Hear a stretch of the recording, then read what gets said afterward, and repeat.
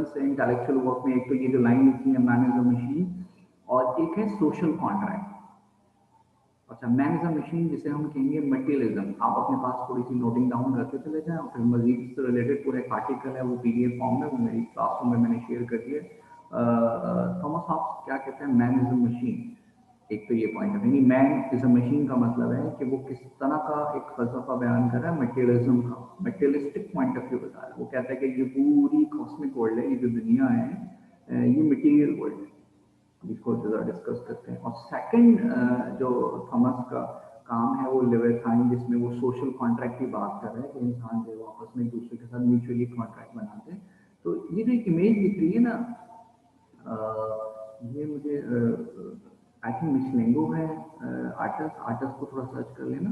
तो ये एक इमेज क्रिएट की गई थी जिसमें एक तरफ ह्यूमन है और दूसरी तरफ गॉड है। वो एक बाइबल लाइन थी कि God created human as an image of the God. ये अगर तुमने लूसी मूवी देखी हो, लूसी के एंड में भी आपने देखा होगा, वो लूसी जो आंटी है और सामने जो है वो स्कारलेट जॉनसन है, वो दोनों ऐसे कर रहे हैं, वो बता रहे हैं कि हम यहाँ से इवॉल्व हुए। ये इमेज बड़ी मीनिंगफुल है, मैंने थोड़ा सा उसको एक्सट्रैक्ट किया यहाँ पे। तो वो बेसिकली ये इस बात की अक्कासी थी। ये देखें, एक इमेज है कहने को, मगर इसके अंदर बहुत बड़ी मीनिंग है। मैं यही बताऊंगा कि आर्टिस्ट जो थे, इटालियन आर्टिस्ट जो थे, वो बहुत अपना इनपुट दिया करते थे। तो जो है वो क्या तस्वुर देना चाह रहे थे कि खुदा ने इंसान को अपनी मिसल बनाया। क्या मतलब है भैया, क्या बोल रहे थे? नहीं, वो ये कहना चाह रहे थे कि खुदा ने इंसान को अपना नाइब बनाया, अपना खलीफा बनाया। जैसे कि आप भी कहते हैं कि भाई अशरफुल मखलूक़ात हैं, क्यों है भाई, क्यों अशरफ हैं, क्यों बेहतर हैं, क्या है आपने ऐसा? ठीक है, आप चौपाने की तरह नहीं चलते, आप दो टांगों से चलते हैं, इसलिए आप जो है वो, तो वो बंदर भी तो चलता है ऐसे ही, किंग कॉन्ग भी तो ऐसे ही, गोरिल्ला भी तो ऐसे ही, तभी तो कहते हैं कि इंसान पहले ये था, बंदर था। तो क्या है ऐसा? नहीं, होमोसेपियन के हम होमोसेपियन है, होमोसेपियन है, क्या है ऐसा? न्यूरॉन्स हैं, बिलियंस ऑफ न्यूरॉन्स हैं, क्या है? अक्ल है, कुल है, अक्ले कुल है। वो तो डार्विन बाद में आएगा, 18 में तो बताएगा। लेकिन यहाँ उन्होंने पहले कहा कि इंसान जो है वो साइंटिफिक, देखो ये दौर साइंटिफिक है ना, इस दौर साइंटिफिक है। देखो हर दौर में एक अथॉरिटी थी, जैसे कि मिडेवल के अंदर अथॉरिटी क्या था? रिलीजन, पूरी इंटरप्रिटेशन रिलीजियस थी। अब ये दौर क्या है? Scientific revolution. तो अब जितनी इंटरप्रिटेशन नजर आएगी आपको, वो साइंटिफिक नजर आना शुरू हो जाएगी, मटेरियलिस्टिक पॉइंट। अब अगर आप कहाँ से चलते हैं हम, वो ऐसे कि साइंस भी एक अथॉरिटी कंसिडर होने लगा। एक कॉस्मो को जरा गौर से देखो, कॉस्मो समझते हो, यानी पूरी यूनिवर्स, प्लैनेट, स्टार्स, मून, सैयारे, सितारे, ये कहते हैं सबको देखो तो एक कॉस्मिक ऑर्डर है, और ये एक लॉ ऑफ नेचर के तहत हो रहा है। लॉ ऑफ नेचर कांस्टेंट है, लॉ ऑफ नेचर फिक्स है।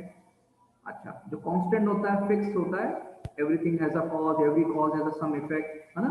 Action is an equal and opposite reaction, ये बातें पढ़ी हैं आपने, लॉ ऑफ मोशन। अच्छा, ये जो लॉ ऑफ मोशन है, फिजिकल लॉ के, यानी इसका मतलब है कि किसी भी चीज का कोई कॉज होगा तो उसके पीछे कोई इफेक्ट होगा। कोई गाड़ी चल रही है तो उसका मतलब उस गाड़ी के अंदर कोई है जो एक्सीलरेटर दे रहा है, कुछ फोर्स दे रहा है। लेकिन दूर से देखें तो हम देखेंगे गाड़ी तो चल रही है, लेकिन उसके अंदर जो शख्स बैठा है वो तो कहीं नहीं चल रहा, वो तो वहीं बैठा है। लेकिन गाड़ी चल रही है तो उसके साथ वो शख्स भी घूम रहा है। फिर और ऊपर से देखते हैं तो गाड़ी कहाँ चल रही है? वो अर्थ पे चल रही है, अर्थ कहीं नहीं चल रही, अर्थ तो अपनी जगह मौजूद है, या नहीं? वो रोटेट हो रही है, नहीं हो रही? अब अर्थ रोटेट हो रही है पूरी की पूरी। तो उसमें देखा जाए उस गाड़ी गोल गोल घूमती रहे, जैसे गाड़ी के अंदर आप मौजूद हैं, आप ड्राइविंग सीट पे, अगर आपकी ऑटोमेटिक कार हो, वो भी हम वाली फीचर कार की बात कर लेते हैं कि वो उसके अंदर एआई इंस्टॉल हुई है, वो जो है वो सेल्फ ड्रिवन कार है। तो भाई आपने कहा चलो भाई मैं पीछे जाके आराम से रिलैक्स कर लेता हूँ, तो वही एग्जाम्पल हो गई। यानी ऑटोमेटा की बात कर रहे हैं सर इस वक्त? सर इस वक्त ऑटोमेटा की बात कर रहे हैं आप? जी हाँ, मैं ऑटोमेटा की बात कर रहा हूँ, रोबोटिक्स की बात कर रहा हूँ मैं। बेसिकली जो इंसान, अभी तो बातें हो रही थी कि इंसान की इंटेलिजेंस, ह्यूमन इंटेलेक्ट, तो अभी तो फिर जब वो एलन ट्यूरिंग आता है तो उसने तो उसको देख के रेप्लिकेट कर दिया। पहले तो ये आर्गुमेंट डेवलप तो किसी ने किया होगा ना कि इंसान एक मशीन है, तभी तो फिर उसको देख के मशीन क्रिएट की गई। पहले तो ये आर्गुमेंट किसी ने डेवलप, तो वो कौन था? वो ये था, थॉमस हॉब्स। थॉमस हॉबिस कह रहा है कि man is like a machine. वो सिर्फ मैन को नहीं कह रहा, उसने तो पूरी कायनात को, यूनिवर्स को बताया कि वो एक सिस्टमैटिक साइंटिफिक लॉ के अंदर बनेंगे। वो कहते हैं सैयारों सितारों को देखो, दिन और रात को देखो, एक फिक्स टाइम पर आते हैं जाते हैं, 24 आवर्स 365 डेज, इतनी स्पीड ऑफ लाइट है, इतनी ग्रेविटेशनल फोर्स है, हर चीज की कैलकुलेशन है, फॉर्मूला है, फिक्स है, वो चेंज ही नहीं होता, कांस्टेंट है। तभी तो साइंस मुमकिन है। एक मैकेनिज्म है, मैकेनिज्म समझते हैं ना, किसी भी चीज का एक मैकेनिज्म है। मशीन किसे कहते हैं? मशीन उसे कहते हैं कि 1000 time you will give the same, give input, you will get the same result. Input and output, input and output, input and output, machine है ना।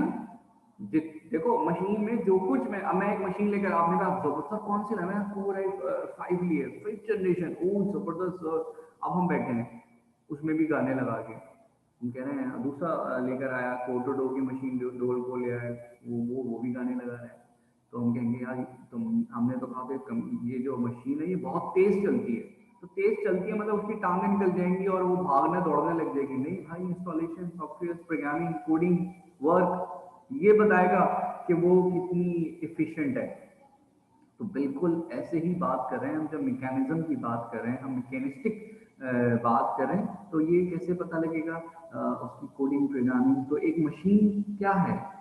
मशीन जो है वो बायोस है, इनपुट आउटपुट। जैसा हम उसके अंदर फीड करेंगे, जैसा हम उसमें प्रोग्राम करेंगे, जैसा हम उसमें कोड करेंगे, वो वैसे रिएक्ट करेगी। अब जरा तुम इस पूरी कॉस्मो को देख लो, तो ये जो पूरी कॉस्मो है, अब वो स्टार्टअप पे चले, चलते जाएं चलते जाएं चलते जाएं, तो कोई तो बिगिनिंग होगी ना। जैसे वो डोमिनो इफेक्ट देखा होगा, किसी ने तो पहले पुश किया होगा, जिससे बात ये चलती चली आएगी।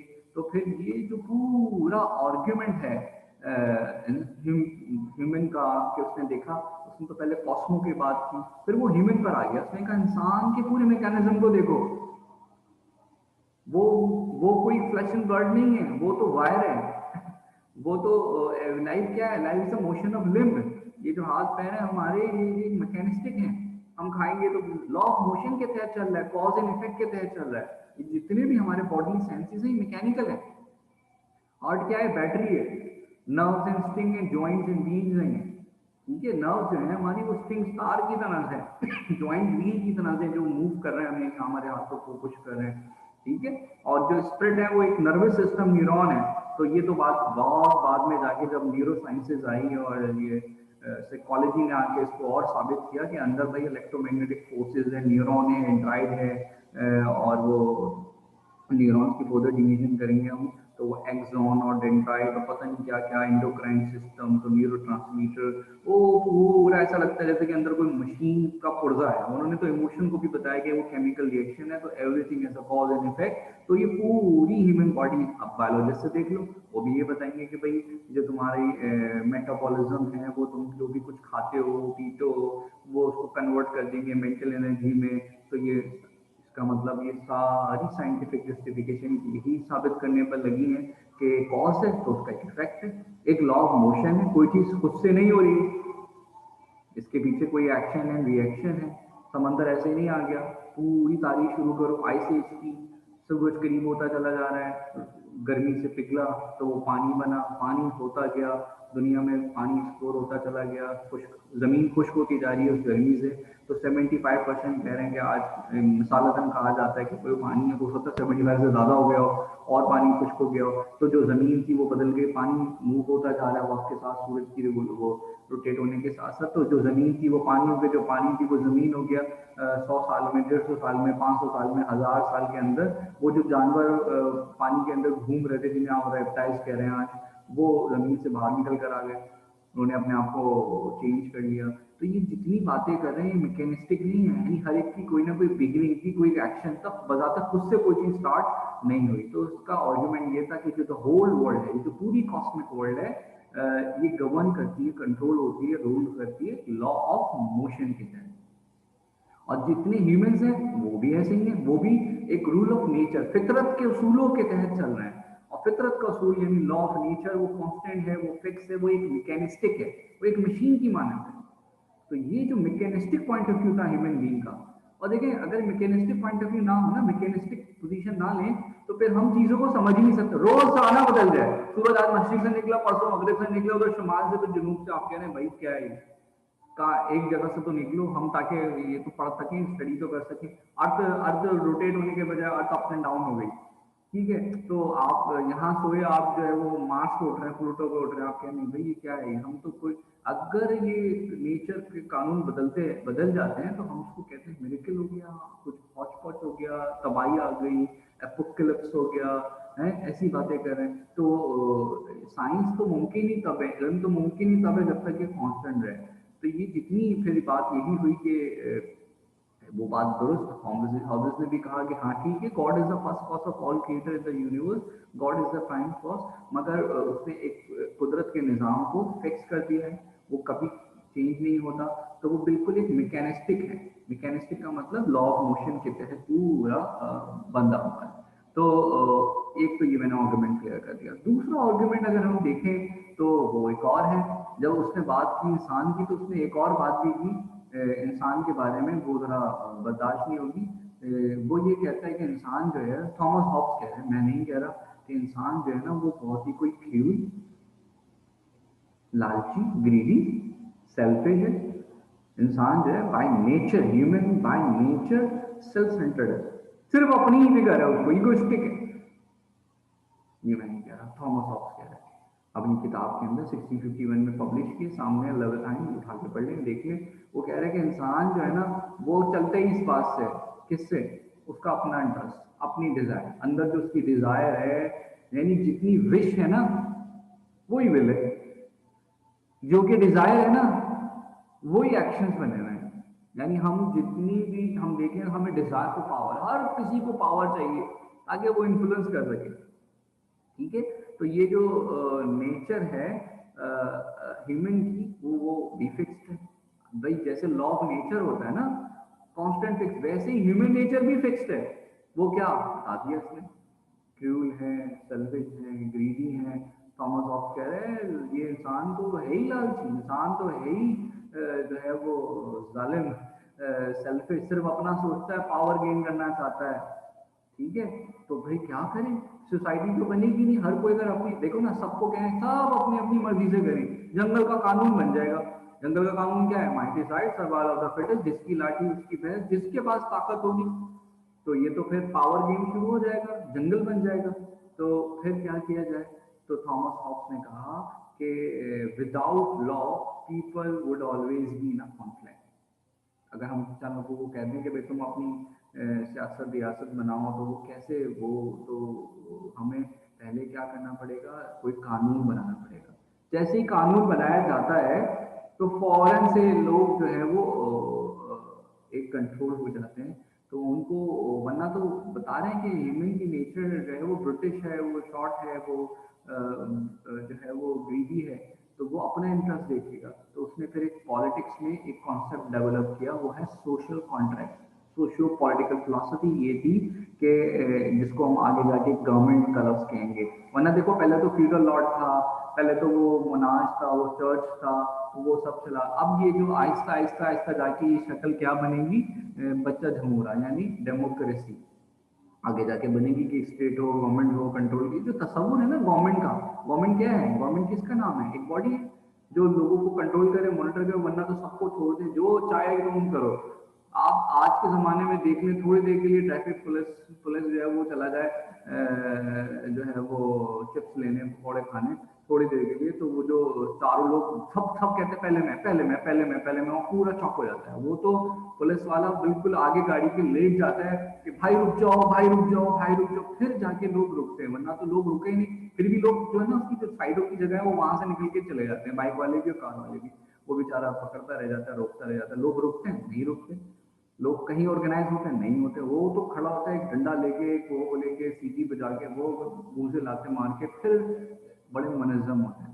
वरना अगर इनको खुला छोड़ दिया जाए कि जो चाहे करो भाई तुम्हारा, तो फिर वो करेंगे कि सब एक दूसरे के साथ कॉन्टेक्ट, क्योंकि सबके अपने अपने पर्सनल इंटरेस्ट है और वो एक दूसरे के साथ कॉन्ट्राडिक्ट करते चले जाएंगे। तो गवर्नमेंट जो है वो का पर्पज ही ये था कि वो प्रोटेक्ट करेगा दूसरों के राइट को भी, और ये जो सेल्फिशनेस है वो खत्म हो जाएगी। तो ये एक तस्वुर था थॉमस हॉब्स का ठीक है, इस पे और भी बात हो सकती है, और आप इसको रीडिंग करें तो फिर हम we have to create another session as well. ठीक है, अब देखो नेचुरल लॉ थ्योरी ना, देखो नेचुरल लॉ थ्योरी जो है ना ये बहुत पुरानी, जीनो, फिर उसके बाद फिर वो ये आप आ जाओ उधर, क्या नाम है, मार्कस ऑरेलियस जो है रोमन एम्पायर के अंदर, तो वो भी लॉ ऑफ नेचर की तरफ थे कि लॉ ऑफ नेचर है, कांस्टेंट है, और उन्होंने इसकी इंटरप्रिटेशन पता है कैसे दी है, अगर आप जानते हो थोड़ी सी बात, कि उन्होंने इसको होली रोमन एम्पायर, उन्होंने कहा भाई लॉ ऑफ नेचर कांस्टेंट है, लॉ ऑफ नेचर फिक्स है, दुनिया में एक एक चीज, यानी जब हम कहते हैं ना कि खुदा की मर्जी के बगैर तो पत्ता भी नहीं हिलता, एग्जैक्टली द सेम पॉइंट वो कह रहे हैं, ये जो एम्परर आया ना, ये जो बादशाह आया, किंग आया, ये चूजन है, ये किंग चूजन है खुदा की तरफ से, और तुम इसकी बात नहीं मान रहे हो, बुरी बात। तो वो मैंने जब भी कहा वो रोमन एम्पायर से बुली रोमन एम्पायर बन गया। तो ये जो नेचुरल लॉ थ्योरी है, ये तो मतलब उसमें डिवाइन कमांड क्यों नहीं मिला दी। मैं आपको यूं समझाता रहूं कि देखो एक तो कॉमन लॉ है ना, जो मैन मेड लॉ है, इंसानों के बनाए हुए कानून है, जो हम और आपने सोशल कॉन्ट्रैक्ट है। अब मैं एग्जांपल क्लास में पहले भी दे चुका था एक बार, कि मैं लेट्स सपोज हमारी क्लास के बाहर ही कैंटीन है, कैफेटेरिया है, तो हमने कहा चलो भाई आपकी मर्जी, you are free to do whatever you like to do, जिसको क्लास लेनी है वो क्लास में बैठे, जिसको क्लास लेनी है वो बाहर जाए और वो फ्रेंच फ्राइज खाए, एंजॉय करे और गपशप मारे, कॉफी पी, लेकिन वो क्लास के बाहर ही। अब वो वहां बैठे शोर मचाएगा, हुल्लड़ हुल्लड़ करेगा, और फिर हम उसको रोकेंगे तो वो क्या कहेगा, sir it's my freedom, I have a freedom to speak whatever I like to do, मैं आज़ाद हूँ, मैं आज़ाद पंछी हूँ, आप मुझे नहीं रोक सकते, तो ये मेरा कुदरती फितरती कानून है और ये अमल है। और अच्छा भाई, तो हमें रोकना पड़ेगा, थॉमस हॉब्स की बात ये कि कानून बनाना पड़ेगा, ठीक है, तो तुम डिस्टर्ब, मतलब तुम इंक्रोच नहीं करोगे मेरी इस राइट को, तुम्हारा फ्रीडम है तो मेरा भी तो फ्रीडम है ना, मैं यहाँ पढ़ा सकता हूँ, तुम्हें नहीं पढ़ना तो तुम थोड़ा सा जाके अपनी लाइफ को स्पेस को एंजॉय करो। तो खैर ये सारा कुछ बाकी। अच्छा एकेडमिक लेवल से हिगोग्रेटिस की बात की, तो मैंने इसको देखना पड़ेगा कि पहले इसकी थ्योरी क्या थी, फिर मैं इस पर कोई कमेंट करूंगा, मैं इसको ऐसी अपनी इमेजिनेशन से नहीं बता सकता, पहले मुझे वो उसका एक थीम लाइन देखना पड़ेगा कि वो क्या था नेचुरल लॉ थ्योरी को लेके, वरना जो यहाँ नेचुरल लॉ को लेके ये आगे जाके बिल ऑफ राइट्स बने थे, मैग्ना कार्टा वगैरह, उसकी बेसिस ये थी, वो नेचुरल लॉ इस जो है वो पर्सपेक्टिव से था, जो मैंने भी आपको बताया कि वो उसको डिविनिटी को ले रहे हैं, ठीक है। अब लेकिन हुको की ये आप मुझे अपना उसका जो थीम होता है ना, बेसिक आइडिया था, वो मेंशन करने तो फिर और बेटर वे में मैं समझा सकूंगा कि वो क्या था। चलें जी, अगली बात कर लेते हैं, अगली बात हम कर लेते हैं। तो ये जो देखो, मैं फिर एक पॉइंट समझाता हूँ हिस्ट्री ऑफ आइडियाज पढ़ाते हुए, कि सोच जो है वो जमाने की होती है, और जिस जमाने में इंसान जी रहे होते हैं तो उनकी सोच भी वैसी हो जाती है। पर क्या मतलब, अब आप आज के जमाने के लोगों की सोच देखेंगे तो मिलती जुलती, कमोबेश एक जैसी नजर आएगी। ये आपकी गलत फहमी है कि आप ये समझ रहे हैं कि आप कोई अलग सोच रहे हैं, आप सबसे अलग हैं, सबसे डिफरेंट हैं, और this and that, this and that. नहीं भाई, एक जमाना है, सब सब दुखियारी हैं, सब चिड़े हुए हैं, सब फ्रस्ट्रेटेड हैं, सब साइनिक हुए हैं, सब सार्केस्टिक हुए हैं, सबके दुखड़े एक जैसे हैं, या तो देख के कॉपी कर रहे हैं, इमिटेट कर रहे हैं, कॉपी कैट चल रहा है, या सबके मसले एक जैसे हैं। तो हर एक जमाने की, अब आज के जमाने में मैं जो है वो मिडेबल के जमाने की सोच को लाऊं तो आप कहेंगे आउटडेटेड हो गया भाई, जमाने के साथ चलो। तो मैंने क्या कहा, हर जमाने की सोच है। तो कुछ ही जो जमाना जिस दौर में अभी हम डिस्कशन कर रहे हैं वो क्या है, रेनेसांस, वहां क्या बातें चल रही, ह्यूमनिज्म, वहां क्या बातें चल रही, सेक्युलरिज्म, वहां क्या बातें चल रही है कि ह्यूमन के पास रीजन है, और वो फेथ को अलोन सिर्फ अथॉरिटी ना समझे, है ना। तो अभी तक जितनी भी डिबेट एंड डिस्कशन है उसमें उसने क्या डेवलप किया, थॉमस हॉब्स ने, पॉलिटिकल फिलॉसफी की मैं बात कर रहा हूँ उस वक्त ना, तो उसने क्या डेवलप किया, इंसान क्रूर है, सेल्फिश है, सेल्फ सेंटर्ड है, अपना ही इंटरेस्ट देखता है, ठीक है। तो फिर क्या करेगा, फिर हमें किसकी जरूरत है, कोई ना कोई गवर्न की जरूरत है जो कंट्रोल करे, है ना, कानून साजी की जरूरत है। तो इंसानों को कानून साजी करनी पड़ेगी, कोई कानून बनाना पड़ेगा, तभी सिस्टम बनेगा, उसको जो फॉलो करेगा। You got it. तो इस आइडिया को लेके ही हम थोड़ा सा आगे बढ़ते हैं, ताकि मैं फिर वो नेक्स्ट को भी समझाने की कोशिश करूंगा। निकोलो जो है, निकोलो मैच जो है, अगर मैं थोड़ा सा गलत प्रोनाउंस कर रहा हूँ तो उसके लिए बोला, क्योंकि प्रोनाउंसिएशन थोड़ी सी हो जाती है, तो अब इसको दो तीन नामों से कहते हैं, कोई मैं तो निकोलो मैकियावेली है कि मैकियावेली, तो फिलोसफी में तो नाम लेते लेते ही जबान टेढ़ी हो गई, रेने डेकार्ट और इम्यूनल कांट और फिर वो हीगल, इनके नाम, तो भाई इनके नाम जो है वो इनकी अपनी जबानों में हैं, कोई जो है वो फ्रेंच है तो कोई जर्मन है तो कोई इटालियन है, क्वेश्चन है। और कुछ ज्यूस फिलोसफर्स के नाम में देखेंगे तो वो भी आपको बड़े नजर आएंगे इंटरेस्टिंग से। तो खैर नाम में क्या रखा है, what is in the name, Shakespeare से। तो काम देख लेते हैं, काम क्या है। मैश थ्योरी बिजनेस के स्टूडेंट्स को भी पढ़ाई जाती है कि एंड जस्टिफाई द मीन, ये अगर आपने पढ़ी होगी, ई एंड डी एंड, वो डी एंड वाला नहीं, एंड मतलब मकसद वाला, E and D, and justify the mean. मैं यहाँ पे एक काम करता हूँ, टाइप कर देता हूँ चैट में जो मैंने लिखा है यहाँ पे, एंड जस्टिफाई द मीन्स। ये बहुत कोट की जाती है बिजनेस में और बिजनेस थ्योरीज में, बिजनेस एथिक्स में जब कोट पढ़ा रहा होता तो वहाँ पे भी निकोलो मैच की थ्योरी आती है, उसको मैच थ्योरी कह देते हैं वहाँ पे। तो बेसिकली आइडिया क्या है जरा समझना पड़ेगा, लेकिन फिर वही बात जैसे मैंने अभी कहा कि हर जमाने की सोच है, तो समझो वो जमाने में रिएक्ट करता है तो वैसा फिर उसके आइडियाज निकलते हैं, इमर्ज होते हैं। तो अभी क्या आइडियाज चल रहे हैं, एक तरफ रिलीजियस, देखो आज ये मसले नहीं है हमारे, 21st सेंचुरी के बैठे हुए लोग हो तो आज तो मसले ही नहीं है। अब आज तुम जो है वो मसले को, पुराने ख्यालात को दोबारा लेकर आओ, रोना पीटना मतलब भाई क्या है, अब तो आजादी है, जाओ घूमो, साइंस को मसले नहीं, जितनी चाहे इन्वेंशन इनोवेशन को, कोई मसला ही नहीं है। रिलीजन साइड में, रिलीजन स्टेट को नहीं देख रहा, स्टेट अलग, अब फिर नारा लगाओ ये, तो अब तो कहीं कहीं कहीं होगा, लेकिन ऐसा होल हम देखेंगे तो जमाना कंटेम्प्रेरी वर्ल्ड में, पोस्ट मॉडर्न वर्ल्ड में बदल चुका है। तो आपको जब भी लगता है ये तो बहुत पुराने आइडियाज है, मुझे तो नहीं लगता, मुझे तो ऐसा लगता है कि बस वही साइकिल दोबारा दोबारा चली, जैसे वो आप अलादीन के झूले में वो राइड लेते हैं ना, तो यूं आइडिया जाता है ऊपर, फिर वापस दोबारा आता है, फिर कहते हैं अरे वाह, अब अगली दफा की राइड में फिर दोबारा से देखूंगा कितनी दूर तक मुझे नजर आता है।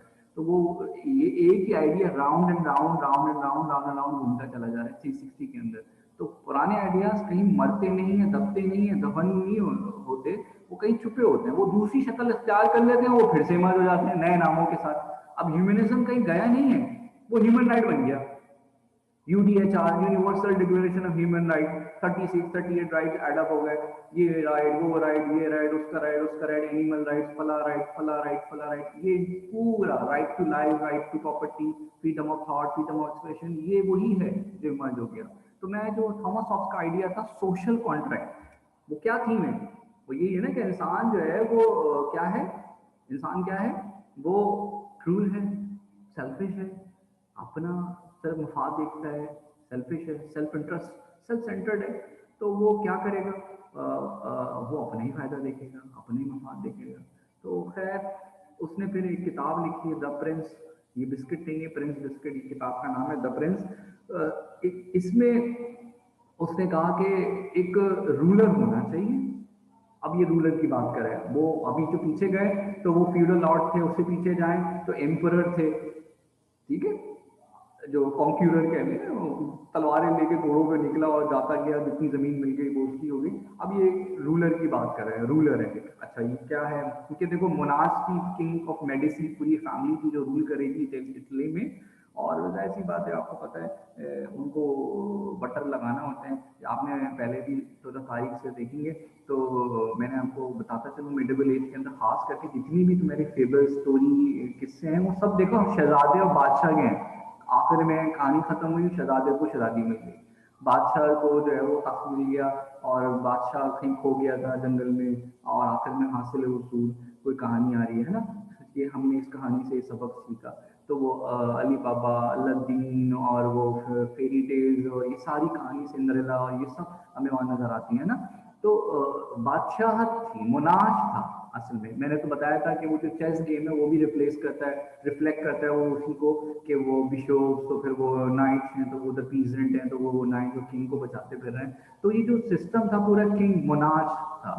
तो जो जब थॉमस हॉब्स ने लिखा, निकोलो मेश ने लिखा, तो जाहिर सी बात है वो उसकी जो राइटिंग्स है उसका झुकाव मोनार्च यानी ऑटोक्रेसी की तरफ है, ठीक है, क्योंकि अभी डेमोक्रेसी जैसी बला अभी नहीं आई थी, तो उसने ऑटोक्रेसी पे ही लिखा। तो ऑटोक्रेसी मतलब क्या है, you can say that one man army, one power.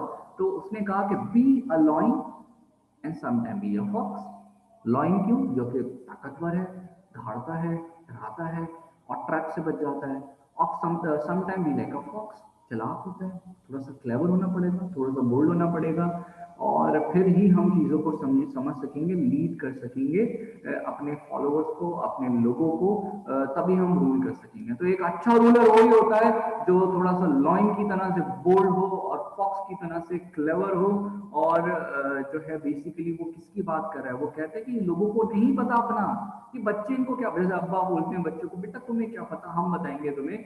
तो ये वही कह रहे हैं कि ये जो फॉलोवर्स हैं, ये जो लोग हैं जनरल, उनको नहीं पता, तो रूलर्स है ना वो बताएंगे। तो रूलर्स को ओबे करना पड़ेगा, ताबे करना पड़ेगा, वो जानता है for the benefit of their interest, they are not taking their own interest, तो वो उनको उनको ताबे करे, उनको फॉलो करे, और जो है वो फिर उनको बताएगा कि जो है वो जिंदगी कैसे और क्या हो, यानी वो उनको रूल करेगा।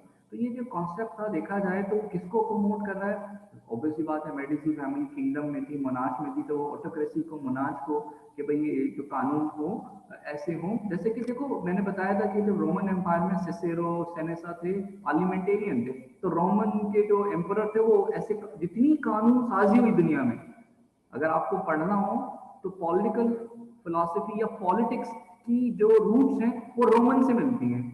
तो वो क्या करते थे, जो किंग का हुक्म है ना, किंग ने एक हुक्मनामा जारी कर दिया, तो ये जो इंटेलेक्चुअल्स हैं, जैसे मैंने नाम भी दे दिए, सिसेरो सेनेसा और बड़े पार्लियामेंट ये थे, तो ये जो फिलोसफर राइटर्स थे इन्होंने जस्टिफाई किया। ऐसे ही निकलो की जो द प्रिंस है वो किसकी किसके सपोर्ट में, वो कह रही है ऑटोक्रेसी की, कोई किसी को फ्रीडम ना हो, कोई किसी के पास जो है ना वो सब अपनी अपनी राय ना देते फिरे, और वो अपनी जो है वो ऑटोक्रेसी को, वो पब्लिक सर्विस के लिए वो बादशाह जो है, जो रूलर है वो बेहतर जानता है, ये नादान है, इनको नहीं पता अपने बारे में क्या सही है क्या गलत है, तो हम बताएंगे, हमें इनको कंट्रोल करना पड़ेगा। तो ये एक उसका एक आइडिया रहा है, उसने देखा जाए तो वो फिर यही पॉलिटिकल साइंस के अंदर एक गवर्न ऑफ लॉ बन गया कि जब कानून को एग्जीक्यूट किया जाए तो सख्ती से किया जाए, फिर उसमें हम ये ना देखें, इस पर डिबेट नहीं हो के चले आए हम, पहले डिबेट कर लेते हैं कि गाड़ी को यहाँ से जाना चाहिए नहीं जाना चाहिए, चलो कानून कानून बन गया है, फॉलो करना है, डिबेट डिस्कशन बाद में होंगे, ठीक है, तो ये तो हर हाल में फॉलो करना है। तो आपने देखा होगा यही सब मिलिट्री रूल्स में भी नजर आते हैं हमें, बस ये है नहीं तो कोर्ट मार्शल यही आपको नजर आएगा जाके जो ऑटोक्रेटिक स्टाइल होते हैं जहाँ पे, वहाँ पे एक डायरेक्शन है, उसको आपने फॉलो करना है। यही हमें बिजनेस में भी नजर आ रहा है, बिजनेस ने तो ये पूरी थ्योरी अडॉप्ट कर ली ना, कि भाई जो बॉस कहते हैं बॉस इज ऑलवेज राइट, ठीक है, तो वहां वो कह रहे हैं एडमिनिस्ट्रेटर बनने के लिए, मैनेजर बनने के लिए वो अच्छा वाला हंसता खेलता चेहरा, लेकिन जैसे ही वो मैनेजर बन जाए, जनरल मैनेजर बन जाए, हेड बन जाए, उसके अंडर सबऑर्डिनेट्स आ जाए, तो उनके कॉलर हो गए, रॉड आ गई कमर में, और वो एकदम उनकी आवाज भी भारी हो गई, और जो है वो सख्त ले जाए, वो कह रहे हैं कि नहीं, मैनेजमेंट होती है ऐसे ही, रूलर ऐसे ही बनता है। ये जो आइडियाज थे, ये निकोलो मेक की किताब रेफरेंस से ये है कि भाई रूलर बनना है तो सख्त ही बनना पड़ेगा, अपने वो कानून बना दे कि नादान है, लोगों को नहीं पता, हमें पता है, तो हम जो कानून बना दें उसको हम एग्जीक्यूट कराना है। तो बेसिकली ये एक समझ लें कि ह्यूमन विल डोमिनेट कर गई। मैं इस पे थोड़ा सा, अगर आप कितने वी हैव द